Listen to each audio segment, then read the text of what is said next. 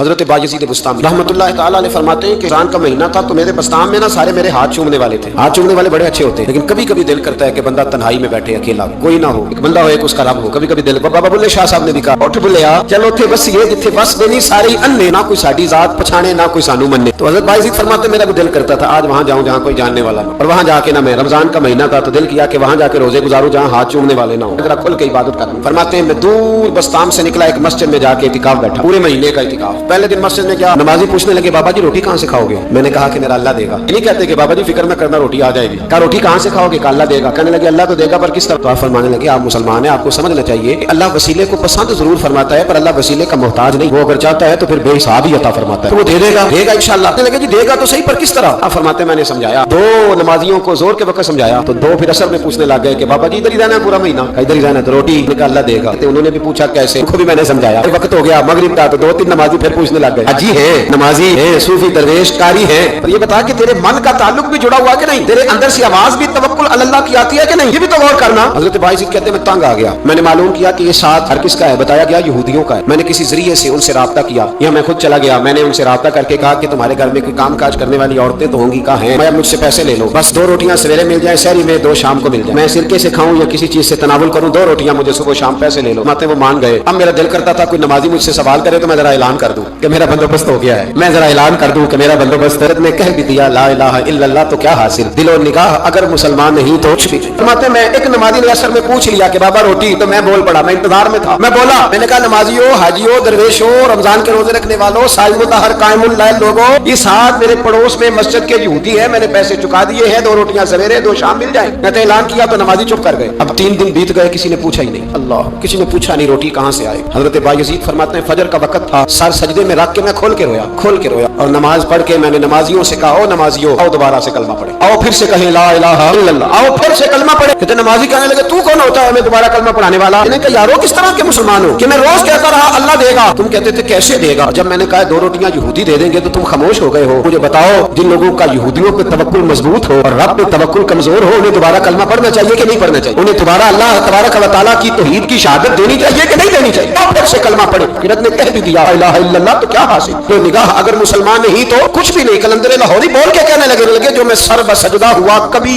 تو زمین سے آنے لگی صدا, تیرا دل تو ہے صنم آشنا, تجھے کیا ملے گا نماز میں؟ بھائیو, اخلاق کی پہلی سیڑھی یہ ہے کہ تیرا اپنے رب پہ بھروسہ کتنا ہے. تیرا انویسٹر پہ بھروسہ زیادہ, ٹریڈ پہ بھروسہ زیادہ, لیڈر پہ بھروسہ زیادہ, تیرا انڈسٹری کے مالک پہ بھروسہ زیادہ ہے کہ اللہ پہ بھروسہ زیادہ. اور دوسری سیڑھی اخلاق حسنہ کی شکر کرنا. ہمارے یہاں دکھوں پہ فوکس ہے کہ جسے پوچھے کیا حال ہے تو اس کے وجود میں 360 ہڈیاں ڈاکٹر بتاتے بھائی صاحب طبیعت کیسی ہے, کہتے ہیں یہ گھٹنا بڑا درد کرتا ہے. اللہ کے بندے 359 ٹھیک ہے نا تیری, ان کا بھی ذکر, ایک ٹھیک نہیں تو اس کا نام لے لیا, کہتا ہے گھٹنا بڑا درد کرتا ہے, تو باقی ساری ٹھیک ہے نا, ان کا ذکر ہی نہیں کیا. حضرت رابعہ بصریہ رحمۃ اللہ علیہا پڑوس میں ایک نوجوان رہتا تھا, جو ہمارے دائیں بائیں لوگ رہتے ہیں نا جن کے ساتھ بچپن گزرتا ہے, بندہ جانتا ہے. تو نوجوان ایک دن گھر سے باہر نکلا, اما جی اسے بڑا پرانا جانتی تھی, باہر نکلا تو سر پہ اس نے سرخ رنگ کی پٹی باندھی. اما جی کہنے لگے بیٹے خیریت ہے؟ وہ پرانی جو مائیں ہوتی تھی نا وہ جانتی تھی بچہ کس کا ہے, والد کا نام کیا ہے, دادا, بیٹا خیر ہے؟ اما جی سر میں درد ہو رہی تھی شدید, تو پٹی باندھ لی. تو اما کہنے لگے بیٹے عمر کتنی ہو گئی؟ لگا 35-40 سال. بیٹے 35-40 سال میں کبھی درد تو نہیں ہوا؟ کہ نہیں. اما جی فرمانے لگے 40 سال اللہ نے صحت دی, تو نے شکر کی ایک پٹی بھی نہیں باندھی, اور آج درد ہوا ہے تو شکوے کی پٹی فوراً ہی باندھ لی ہے تاکہ سارے زمانے کو بتاتا پھرے کہ بڑی درد ہے, بڑی درد ہے. 40 سال میں کوئی شکر کی پٹی بھی باندھنی, پتہ چلتا کہ تجھے اللہ تعالیٰ کا شکر بھی تیرے پاس. حضرت جناب عیسیٰ علیہ نبینا علیہ الصلوۃ والسلام گزر رہے تھے, ایک شخص زمین پہ لیٹا, اس شخص کی دونوں آنکھیں بھی کوئی نہیں, دونوں پیر بھی نہیں اور دونوں ہاتھ بھی نہیں. لوگ اس کے گرد کھڑے ہیں اور بندہ پتہ کیا کہہ رہا ہے, یا اللہ تیرا شکر, یا اللہ تیرا شکر ہے مالک, الحمدللہ علی کل حال, تیرا شکر.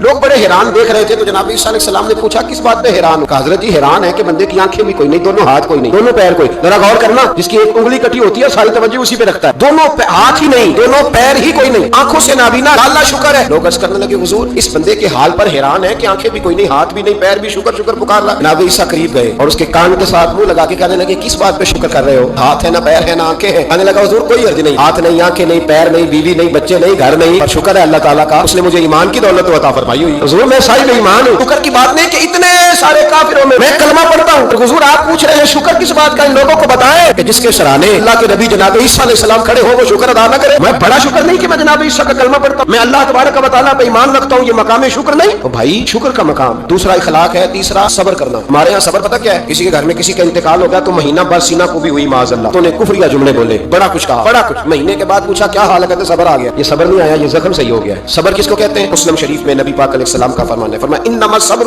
عند الصدمۃ الاولى, فرمایا جب تجھے مصیبت کی خبر پہنچے उस वक्त अगर तू सब्र करे फिर तूने सब्र किया। उस वक्त अगर तू कहे इन्ना लिल्लाहि व इन्ना इलैहि राजिऊन तूने, फिर तू सब्र है। अगर 1.5 महीने के बाद 6 महीने के बाद सब्र नहीं आया, फिर तू जख्म सही हो, फिर तू आंसू ही खुश्क हो गए। सब्र ऐन मुसीबत के वक्त, ऐन जब मुसीबत आए तो सब्र करने का नाम सब्र है। अंदर हौसला पैदा करे, सब्र पैदा करे। हमने जो अल्लाह से नेमतें ली है वो पैसे जमा करा के नहीं ली, माज़अल्लाह, उसने अपने फजल से दी है, और जब चाहता है अपने करम से वापस भी लेता है। अपनी जिंदगी में हौसला पैदा करे। और एक बात और, सूफिया किराम, औलिया किराम ये फरमाते हैं कि दुख इंसान को अल्लाह के करीब करते हैं। आपको न भी समझ आई तो जुमला बड़ा मजेदार है। इंसान को अल्लाह के करीब करते हैं, सुख बंदे को अल्लाह से दूर करते हैं। याद रखना, इनको दुख कोई नहीं ना होता तो बैतुल्लाह के गुलाब को पकड़ के भी नहीं रोते। जो तड़प रहे होते हैं ना, तड़प रहे होते हैं, सिसकियां ले रहे होते हैं, उनके करीब जाके पूछो बाबा क्या मसला है, तो कहते हैं बेटी ससुराल में दुखी है, बेटा जवान है पर बेऔलाद है। दुख है ना जिन लोगों को, उनके पास दर्द है, उनकी आंखों में आंसू है। लेकिन जो सुखी है उनका माहौल, उनको उनके मामला सख्त हो जाते। हजरत अय्यूब अला नबीना अलैहिस्सलाम, अल्लाह के पैगंबर, अल्लाह ने बेटे भी दिए, खेत भी दिए, बहुत ज्यादा जानवर भी दिए, बड़ी दौलत, बड़ा कुछ। रब आजमाता भी है, उसका निजाम है, जितना कुछ उसके करीब होता है उतना ही ज्यादा आजमाता है। फरिश्ते अर्ज करने लगे मौला नबी अय्यूब, अल्लाह करीम ने फरमाया ये मेरा दोस्त है, अय्यूब मेरा नबी है, मेरा पैगंबर है, मेरा दोस्त है। तो फरिश्ते अर्ज करने लगे मौला जिसको इतना नवाज दे उसने दोस्त तो बनना ही होता है। एक रवायत में 7 बेटे, एक में 14 बेटे, खेत खलियान बाग, बड़ा कुछ, तो दोस्त तो बनना है। तो रब करीम ने फरमाया जाओ आजमा लो